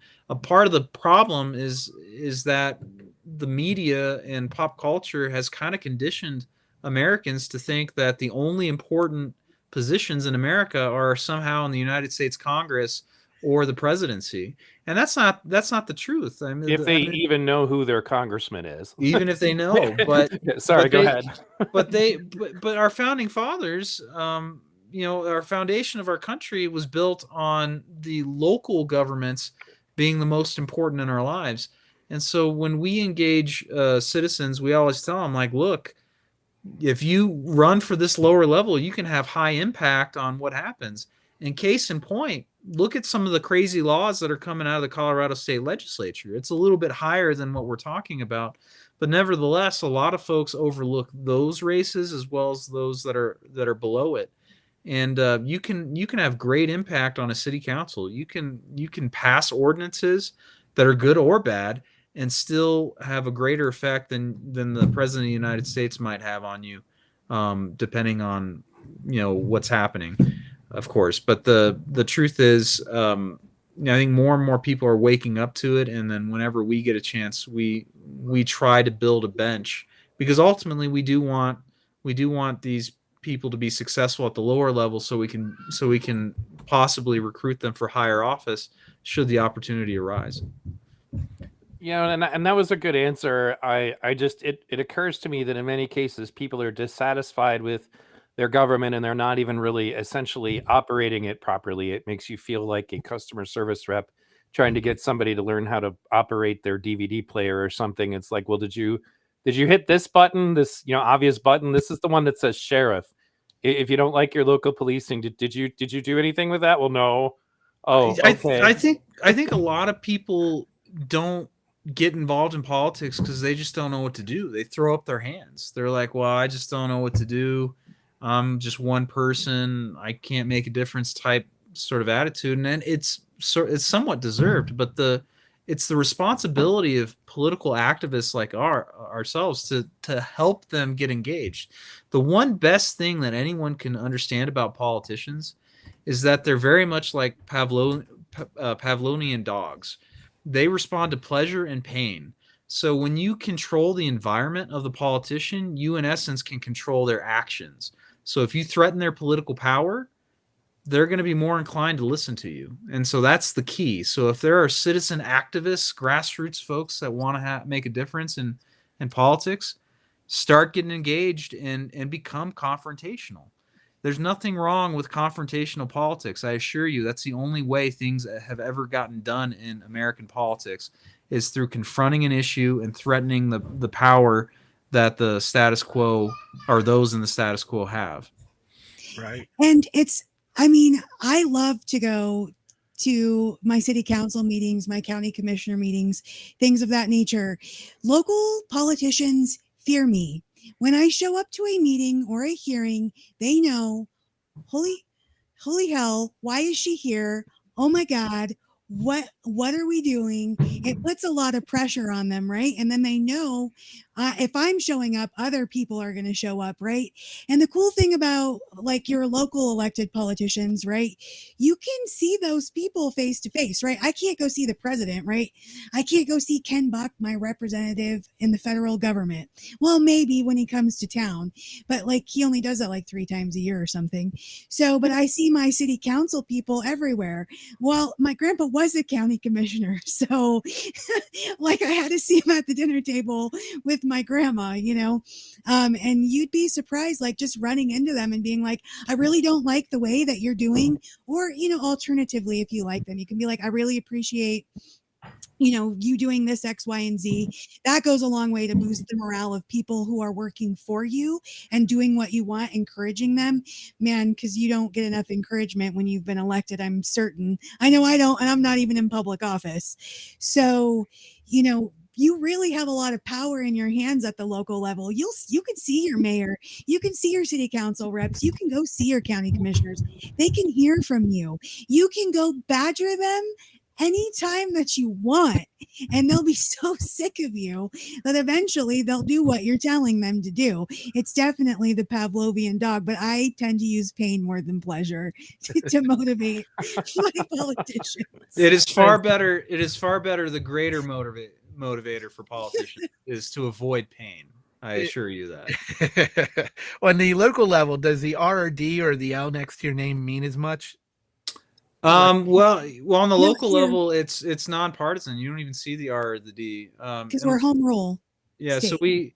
so we start to see the partisan label once you run for state legislature and of course county. There are county commissioner Yeah. seats that are also partisan, but anything below that, there's no partisan label. Okay. Hannah, this definitely the question for you, because everybody says that they don't want to vote third party because they don't want to vote for a loser. What's your response to that? Cool. Well, you're going to lose anyway. So like, we want to talk about the libertarians who won't like being disruptors, right? And I think a lot of people, they don't like being disruptors. They want to just go with the flow and well, but you guys are losers and whatever. But at the end of the day, how many Republicans, how many Democrats do you actually like, right? The people that like Bernie Sanders, and I don't hate Bernie Sanders. I think for the most part, he sticks to his morals. So he's one on the Democrat side. There's Rand Paul, Massey, sometimes Ted Cruz, but there's all these other people you don't hear about, and they're just basic, candidates that are just status quo, and voting for them is losing. So that's my thought. So it's interesting that you point that out. This is actually something that I discussed with, of all people, Lynn Wood when he came on my show, because I did a lot of coverage of the Kyle Rittenhouse stuff. And initially he was legally representing him. But I said that there's a term that I like to use that I call give a shit factor, which is that I will vote for somebody that I believe genuinely gives a crap before someone I don't. And for example, here in Michigan, we have an open primary. And, Bernie Sanders is actually an independent 99.9% of the time. He has to run Democrat if he wants access to their ballot access. And, when I talked to them, for one thing, I found out how many Republicans there were on my Facebook, because I didn't know until the election came around, right? But I just said to them, I'm like, look, you may not agree with his solutions, but do you at least recognize that this man actually cares about you and that Joe Biden doesn't? And they all went, oh, well, yeah, definitely. Yeah. And I'd say the same thing for Ron Paul. He has give a crap factor, Rand Paul. I believe these people genuinely care. And at the end of the day, I would say the same thing, going back a little further. Obviously, I worked for Senator Mike Gravel.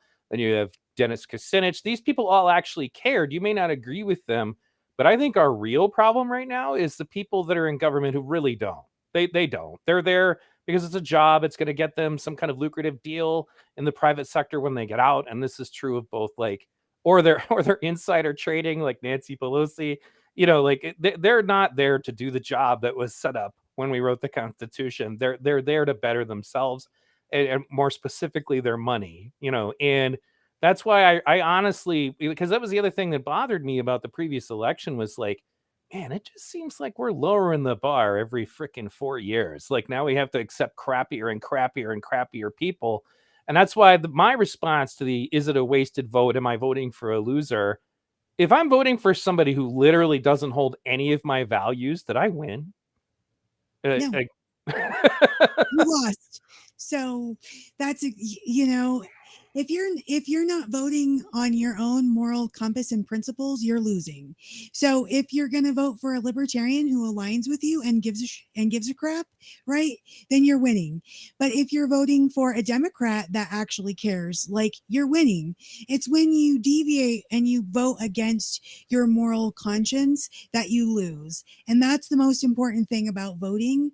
That I have to say to people. Also, the least powerful vote you can cast is the presidential vote, right? The most powerful vote you can cast is at your local level. So I really encourage people to find the people on those local, county, and maybe even state level that give a crap about you and what they want to do and the job they're doing. So that's how I would tell people to vote. Vote your conscience. Dave, did you have any further comment on this before we move on to anything else? Or I know we're probably almost done here.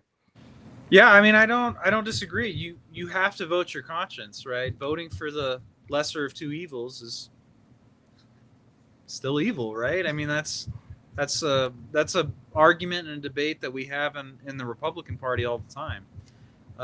Ultimately, if a candidate doesn't earn your vote, you're under no obligation to vote for them.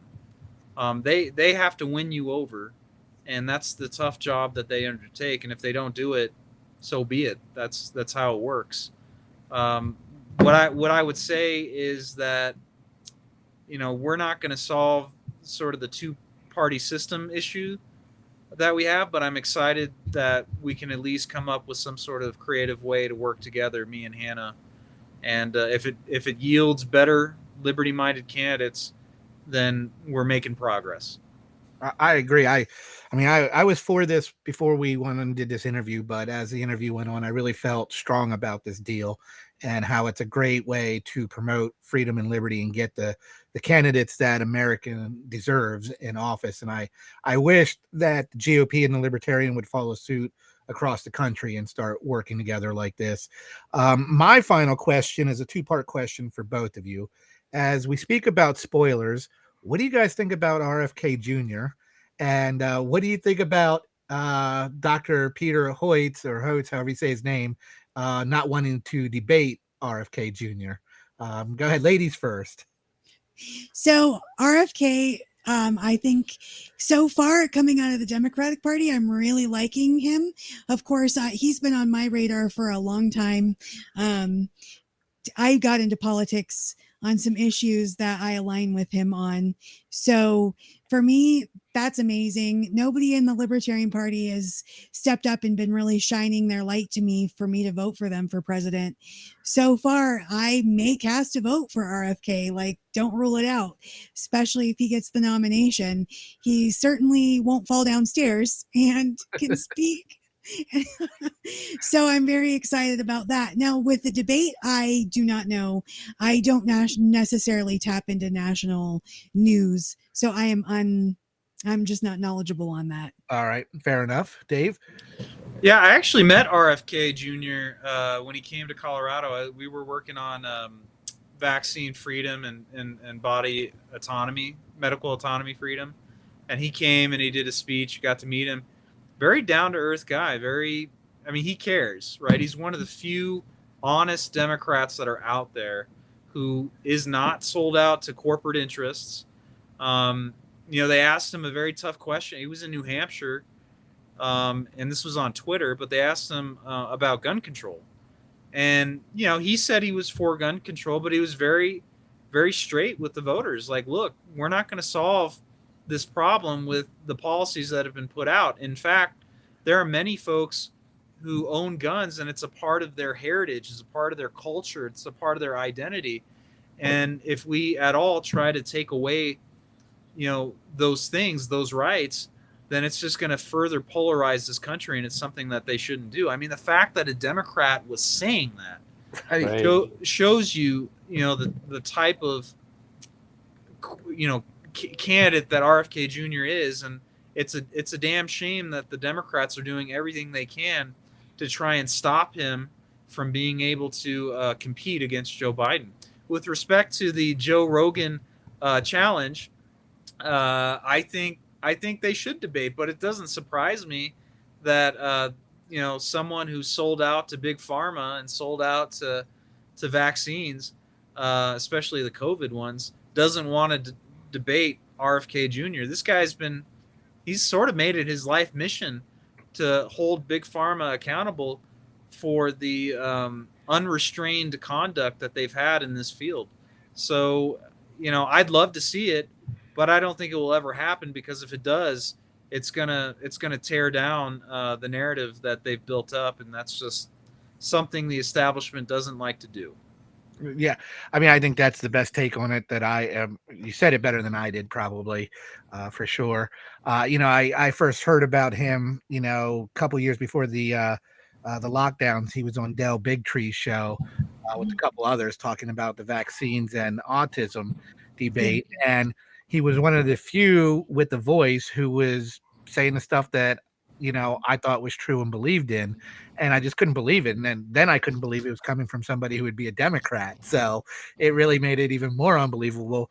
But, just like I'm questioning whether you're really a Republican, Dave, I got to question if RFK is really a Democrat. So, I Dave's don't have really a libertarian. He just doesn't want to say it out loud. I am a proud Republican. Wouldn't it be great if we could just go back to being Americans and not have to be, subjected Yes. to these political party politics? That'd be beautiful. Yeah. I get peppered with stupid texts that somehow the Democratic Party got my number because I donated to Bernie Sanders.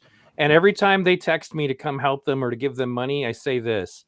The reason I supported the Democratic Party were the following 3 people: Bernie Sanders, Tulsi Gabbard, and Andrew Yang. What do they all have in common?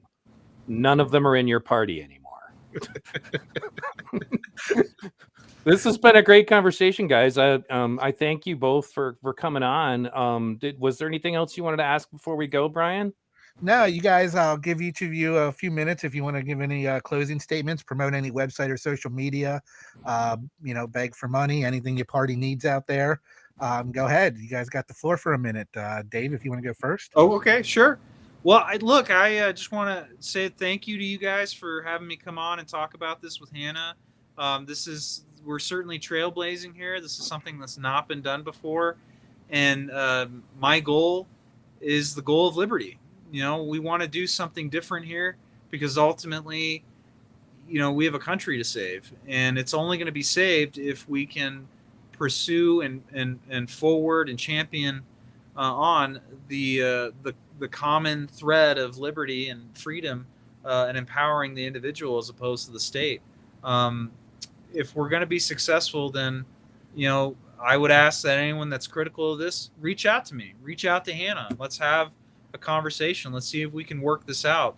The only way we're going to win is if we come together and build a coalition that can take on the statists and the tyrants that are currently controlling our state and, of course, the country.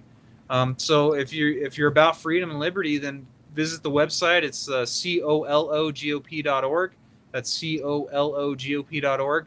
Donate or send me a questions and ask how you can get plugged in. Whatever. I'm here to serve and make sure that we can win against these tyrants.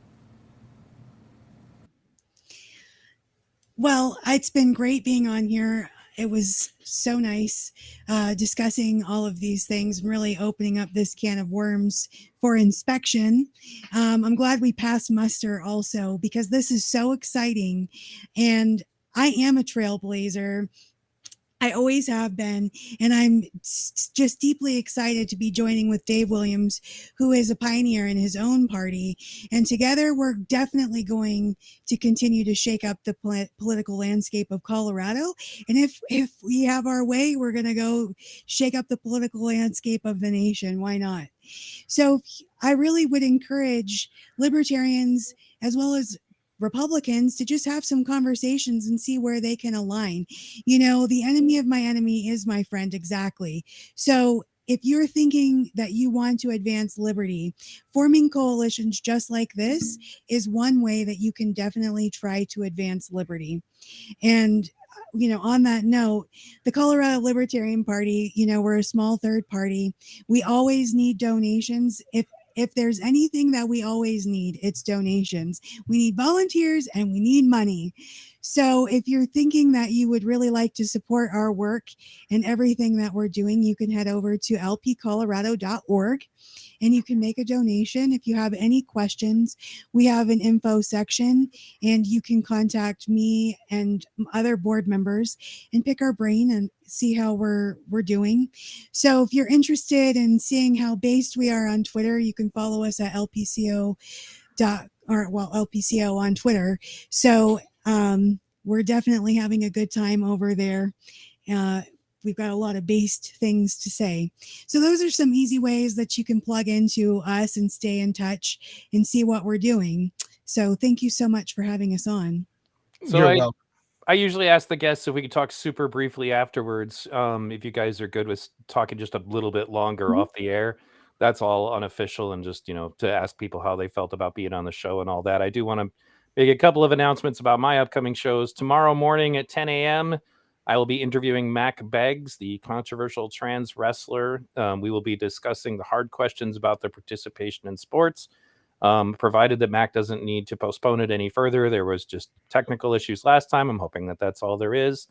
I think that we are looking at doing a show next week about investigating Patriot Front. That hasn't been completely solidified, but those of you who watch my channel can watch the recent video of the Proud Boys confronting Patriot Front because the Proud Boys are not fascists or racists.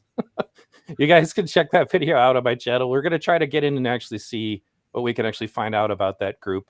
I think this has been a fantastic conversation, and I really wish that there were more, actual, let's get rid of politicians. Let's get to statesmen or stateswomen, as the case may be, people who actually care about what their positions exist for. So I hope that you guys will continue to do what you're doing. You're both very good at this.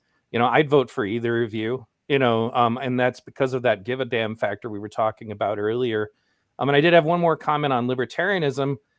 If you guys are interested in learning more about libertarianism, you could also listen to my interview with Spike Cohen, who's a good friend of mine. He is a fantastic representative of libertarianism, and he'd be that interview went fantastic. You guys can find it in my archives. Did you have anything more, Brian? No, just if you're out there listening and you have not hit the subscribe button to either Liberty Unleashed or V Radio, I suggest you do it. We'd really appreciate the support. And again, I really appreciated the conversation today and you guys coming on. I think we originally said we'd have you on for a half an hour, and you've been on for the whole 2 hours, and it's been great. I really enjoyed it. So thank you so much. Yep. All right, guys. Thank you very much for tuning in to V Radio and Liberty Unleashed. And just as Brian said, if you are listening to this, you will definitely like Brian's content if you like mine. That and for those of you who know that I'm left-leaning and just kind of tolerate my left-leaning views to listen to the rest of my stuff, Brian definitely leans further to the right than me. So, I know there's a lot of you in my audience who do that. So please feel free to go check out his channel. He's going to have content also that's independent of mine going forward. And thanks again, everybody, for tuning in. Have a great day.